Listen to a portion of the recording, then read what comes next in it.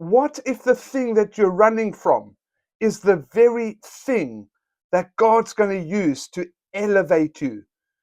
David didn't walk onto the battlefield. He walked into destiny. He didn't have armor. He didn't have a sword, but he had something the giant didn't have: God.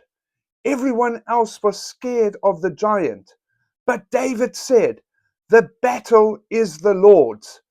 Because when God's in it, size doesn't matter. Faith does.